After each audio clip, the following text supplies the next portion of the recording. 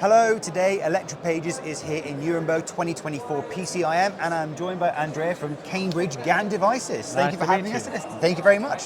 So, we actually saw Cambridge GaN Devices, I think it might have been either Electronica or Embedded World a few years back, and we saw some pretty exciting stuff that you guys were working on at the time, and it looks like you've made quite a number of developments.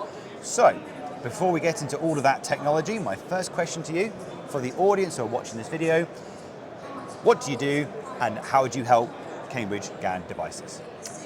So we are a fabless company born in 2016. We designed, developed, and commercialized GaN power ICs. So power transistor with embedded logic to make them usable, very easy to use, very easy interfaceable to gate drivers, to controllers. So everything is one chip. And we have entered the market already a few years ago, mostly in the consumer market. With 650 volts power ICs and transistors. And now what we're doing, what we have launched yesterday is our first set of high power products. So products that are intended for 1 kilowatt and above for servers and a number of high power applications. So this was just yesterday? Yes, we launched them yesterday. And so this would technically be breaking news because this is just coming out. So like you said, traditionally you've worked on consumer devices, and did you say 150 volts was it? Or 650 volts. Oh, 600. Oh, okay, that's still quite high. I wouldn't call that consumer myself, but 650 volts. Well, you have some of them with any charger you use for your phone, right? Yes, absolutely, especially the quick ones. And actually, that was what I was going to ask you, is when you say consumer, what applications would that involve? Yeah, we're talking about USB PD chargers, notebook adapters, TV adapters, all those what we call low power applications requiring high voltage devices and requiring high density. So thanks to Gallium Nitride, we are enabling our customers to stuff all the electronics in the smallest possible volume at very high efficiency. So GaN is now being used in consumer power products. How quickly has it sort of entered the market? How quickly has it been adopted? Well, as every new technology, it took a few years. Silicon was the incumbent technology, and so it took years for GaN to demonstrate that the potentials were real, and also to demonstrate long-term reliability, production, manufacturing capabilities. All these things have now been sorted, and we are assisting in a big ramp-up phase of the market that is basically doubling every year almost. It's still a tiny portion of the overall silicon market, but it's basically catching up, starting from these low-power consumer applications and now catching up into high power. And would you say that entering the consumer market helps you gain the capital to then work on the bigger projects where you might have data centers or large-scale systems? Yeah, because the consumer market is where the volumes were and are. So you need to demonstrate your manufacturing capability, gain production data to also show up not just as a technology provider, but also as a reliable vendor to a customer. And that's the experience we have done, and now we are ready to the next step. And I suppose then if you made, so for let's say for every one data center power supply, you might be able to make 10,000 USB controllers, but by doing the 10,000, you can show that 10,000 of your devices work well. Yes, exactly. So that when you make the one data center power supply, you then go, okay, we know we've got that data to show that it works well, so now we're going to invest in all that money to build them. Exactly. Basically, that's the point. So with all that experience that we are showing to our customers, our investors, we are now ready for the next step. And the next step is driven by mega trends. So there's a huge demand of energy for data centers, also driven by artificial intelligence. I was about to say AI is massive. Automotive, like electric cars, are requiring a lot of electronics now. You can easily find more than $1,000 semiconductors in a car, which is much more than what were used with ICU cars in the past. So there's a huge market, and GaN is actually targeting that one. Of course, with all those competitors like silicon carbide and silicon, but GaN has huge potential there, and we're actually driving that direction. And our latest products that we launched yesterday are all our stepping stone to go into that high power direction. Fantastic. So when we look at these large applications like data centers, why is it that they need GaN? Well, data centers, as I said, there's a huge demand of energy in data centers. And that means that what they're trying to do, especially for instance the Open Compute project, they are trying to stack more and more power for the same volume. There's a clear target to go to 100 kilowatt per rack. A 100 rack kilowatts. is a number of servers piled up, delivering more than 100 kilowatt in total. There's a trend towards 2030, and in order to do so, by keeping the volume almost the same, you need really to gain efficiency levels in the power conversion that is exceeding 98 or even 99%. Gallium nitride is the technology that delivers that efficiency in a way that can also ensure power density, so to have really the smallest possible volume for a given output power. So everybody is looking to that, everybody's now looking into GaN, and that is why we are now coming to the market with solutions that help our customers to target the highest efficiency in the smallest volume in the power supply of servers. So it's kind of hard to imagine a server rack consuming 100 kilowatts. A rack of servers. Yeah. But still, that's even though that's a huge amount of power. And I suppose if you have a 1% inefficiency, that's what, 1,000 watts of wasted heat you've got to get rid of. That's like a heater. Exactly. Just to make that thing work. So that is honestly a mind-blowing amount of power. So we have some demonstrations here. So please take us through what's being shown here today. Just to give an idea, so the products we are launching are products that are supporting up to 6 kilowatts. They are coming either in a double-side cool package like this one. These are 4 of them arranged in parallel. And we also have a version with bottom-side cool packages, very low RDS(on), 25 million and 55 million. So these are products where there is the power transistor, the power GaN amp, and logic all in the same chip, which make these products usable like a silicon MOSFET. So you can actually drive them very easily. So my first question is that 6 kilowatts per chip or 6 kilowatts for the 4 chips? It's up to 6 kilowatt per product, but what we are demonstrating here... One of those would be yes, 6 kilowatts? Yes, I mean within the frame of a power supply where there is a cooling system and everything. It's not just in air. No, but still that. So obviously you need cooling. It can drive a lot of current. But that's 6 kilowatts per chip. It enables power supplies up to 6 kilowatts. Of course, that means that this device will be placed and arranged in a certain topology in a given power supply that is rated up to 6 kilowatts. But that is still tiny. Yeah, it is tiny. That is really small. But you cannot imagine how much current can go through it. I think, well, it depends on the voltage. So what? In this case, it's rated for 60 amps. 60 amps, yes. Right? Single device. Single device, blimey. Our technology is quite an innovative technology because, as I said, it enables easy driving of this transistor and easy paralleling of transistors. In this case, we are demonstrating enough bridge configuration, high side, low side, where each of the two have 2 devices in parallel. And of course, by having 2 in parallel, you can double the current. Of course. So we are enabling customers to go even above that power level, depending on the application. Yeah. But this is just an example on how easy it is to parallel. And we have released products for industrial use today, meaning, as I said, server, power supplies, telecom, UPS, energy storage systems. But these are the stepping stone for us for the next step, which at the right point in time in future will be also automotive. We mentioned that. Of course. For instance, this is an example of similar parts, now in a different package, but with the same chip inside, where we have 3 parts in parallel for each node of a multi-level inverter. This will be the basic of a traction inverter for electric cars that we're going to demonstrate at Electronica in November, up to 100 kilowatt inverter. So for quite a powerful electric car. All done with easy paralleling of devices of with the same chip inside, 25 million in this case. So it's 800 volts DC input and 0 to 1000 volts AC output. Quite a big thing. For that, stay tuned, because at Electronica we will showcase the full inverter, what actually goes in a car. To work. And to think that it is amazing to see how GaN is enabling these very high power supplies in such a small space. Yes. So, for example, the one we saw here, you're talking how many kilowatts would you say for this one? Sorry. No, this is just a single phase of a 3-phase inverter. So three of these will support up to 100 kilowatt inverter. That is... But it's just the power board. There will be many other boards allocated to this. But in terms of the switching element, that is a tiny Yes, board. yes. And it's also impressive to see that you've also got the logic on the chip as well, because as I know, silicon carbide, gallium nitride, they all suffer from the fact that they're complicated to drive because they're not typical silicon device. You can't just connect a silicon gate driver to it, it won't work. In our case, it exactly works. It works now because you've got it.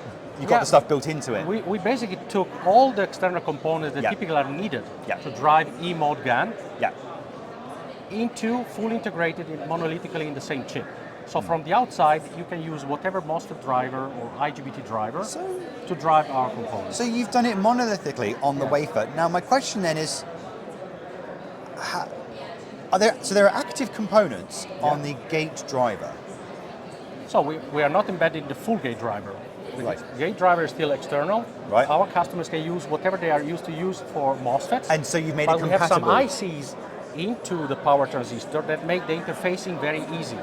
Which means that they use basically, to make it very simple, a gate driver, one or even two in this case, of our devices, and just one or two components in between are needed to drive, like a MOSFET. And so a standard silicon gate driver will drive that? Yes, because we have extended the usage of, the gate window of this device up to 20 volts, which is exactly what they use for MOSFETs. And so the biggest advantage of that is if you're an engineer and you want to make your power supply smaller but not change the circuitry, you just go NMOS out, GaN in. More or less. Of course, GaN also has some features in general, not just our technology, that if you want to exploit the potential of GaN, you also need to do some topology changes to fully, take advantage of the GaN characteristics. But that's the same for every GaN vendor. In our case, it's very easy.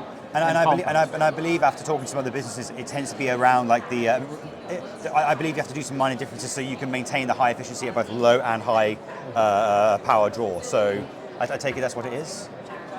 Say again. Sorry. So in terms of, because you mentioned about the taking advantage of the full capabilities of GaN. If I remember correctly, you can get high efficiencies at both low and high loads. Yeah. And so, but does that mean you need to then make changes in the circuit to enable that? No. For instance, one of the features that we have embedded, the logic that we have embedded into our power transistor, include also specific ICs that deliver the highest efficiency at light load, or even where there's no load. Yeah. It's quite important, this one. Regulations, international regulations, are asking to make a better use of energy, especially for instance chargers. Yeah. You plug them in and you leave it. And you leave them. It's a waste of energy. Yeah. A refrigerator that works when the motor needs to establish the temperature, but then most of the time it does not work. It's plugged in. It's a waste of energy. Yeah. The circuits we have embedded are optimizing the efficiency or reducing the losses to the bare minimum in that standby cases. Yeah. And all this is integrated into GaN. One of the big advantages of GaN versus silicon and silicon combined is that it's a lateral device, so it enables integration of many different kind of circuits. Yeah. And we simply took the decision, why nobody is doing that? Why not add more stuff to it? We have the power transistor and a lot of logical functions that deliver these tiny benefits that altogether will make 99% efficiency plus easy to achieve. And making the circuit design simple as well. Exactly. Fantastic. Very easy to use. Fantastic. So let's now move over here where we've got some more demonstrations, I believe. Yeah, sure. So let us know what is going on right here. An example. So I mentioned that we launched these high power products. This is a PFC stage of a power supply enabled by our 25 million parts that are, you cannot see them, they are basically stuck here next to the heatsink. And this PFC stage is delivering 99.1% efficiency.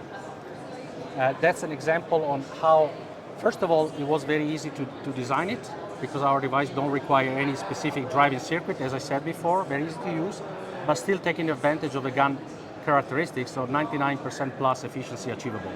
This is an example, and these are examples of boards, half-bridge evaluation boards, that are very useful for our customers to test our devices in a half-bridge configuration. Half-bridge is the building block of any high-power topology, whether it's a PFC, a DC-DC stage. So it's quite important to show how easy it is to drive these devices.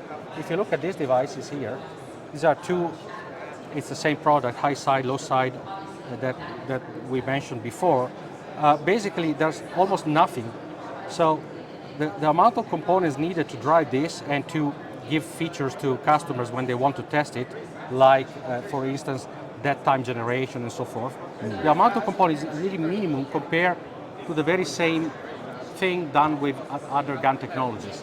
So customers can make, I would say, good use of these, can gain experience on these, on how it works, and then they will accommodate that into complex power conversion. It would seem to me that the most complicated part of this design is making sure that your tracks are thick enough to handle all that power and current. That's also true. But basically, one of the beauty of integrating all these logical functions into GaN is also that you can control and self-protect the GaN transistor much better. So from the outside, you can really access a transistor that is self-reliable, let me put it that way. And this is important because GaN has always suffered some perception that, silicon carbide gain quite good reliability over time. Is it GaN suitable for high power? Is it suitable for automotive? Do you have enough data? Well, this technology is really conceived, built, and developed now for high power application, long-term reliability, long lifetime. And so you expect that in the near future, the automotive industry is just going to absorb GaN and integrate it into everything they're going to do? I've been working in GaN since 2011, and I am one of those believing that GaN will make it through automotive, Fantastic. not just in onboard chargers, but also in traction inverters. Of course, it takes time. Yeah. Of course, much more data are needed to demonstrate long-term reliability. But there's nothing that prevents GaN to fight silicon carbide there, and even from a cost standpoint, but more importantly from a performance standpoint.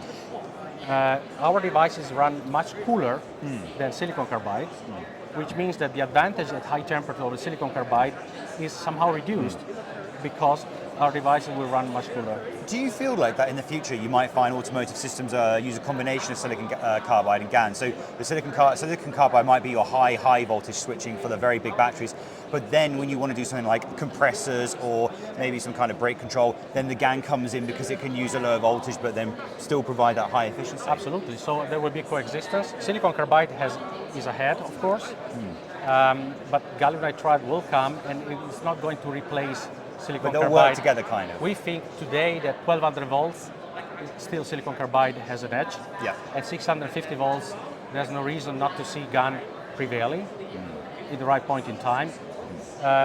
Above 1200 volts, for some time it will still be the domain of silicon carbide. So I think the future will see the all wide band gap technologies taking over silicon, and with economy of scale, reduction of cost, that is also, at some point you will also see some major ramp up in the market share for those technologies. And a bit of a more technical question, but am I right in thinking that GaN devices are also are far better than silicon carbide in terms of frequency switching? Because I do believe they're able to operate at much higher frequencies. Well, in principle, yes. Of course, this is one of the enablers. Then you need also many other elements of the system to cope with that high frequency. Yeah. I mean, if you look at the data sheets of our components, for the same RDS-on, so more or less for the same function, the gate charge is 1/10 of what the silicon carbide device has. And that means it will essentially go almost 10 times faster because you need 1/10 of the charge to turn it on. Basically, Ish. more or less, yes, ish. It's a bit more like a curve. And this is something that will never change. So gallium nitride will always have, for this kind of gate technologies, almost 1 order of magnitude better gate charge. Yeah. And this is one of the key elements for high frequency operation. Yeah. There are many other elements, of course. Yes. So it's up to us, and everybody who is trying to go high frequency then has to cope with the lack of, for instance, microcontrollers working above 500 kilohertz, magnetics that need to be Reduced tiny, in size, support the power density and so forth. And that's It's not just GaN. And that's a common element I've seen at this event is where one of the bigger problems of these designs is the magnetic component. It's not even the transistor at this point. It's now the external parts that But now we have an enabler, and that enabler is gallium nitride. because you that can go faster enabler with smaller inductors. Exactly. And that enabler needs to be can be adopted if it's easy to be used and driven, and that is the whole purpose of CGD. And in fact, this is what our customers are recognizing. Absolutely fantastic. Now, just before we wrap up this video, I've got one more question for you. For those who are currently watching this video, if they want to get, if they want to use sorry, start one more time. Gallium. So Cambridge GaN Devices. Yes. CGD. CGD. I was thinking Gallium. Yes. Sorry, 3 to 1. Sorry about that. So for the engineers who are watching this video, and I had it. I was so close. So close. Sorry. Oh, no, sorry. So for the engineers who are watching this video and they want to get involved with Cambridge GaN Devices, what would you recommend that they do?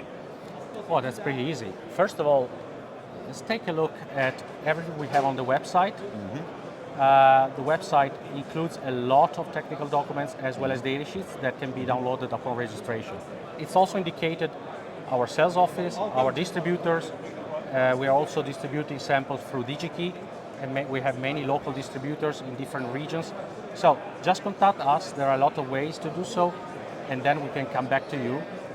I mean, we can discuss your use case and provide you samples as you need. Fantastic. So if you need GaN devices, Andre's your man. Thank you very much for seeing us today. Thank you for coming. Thank you.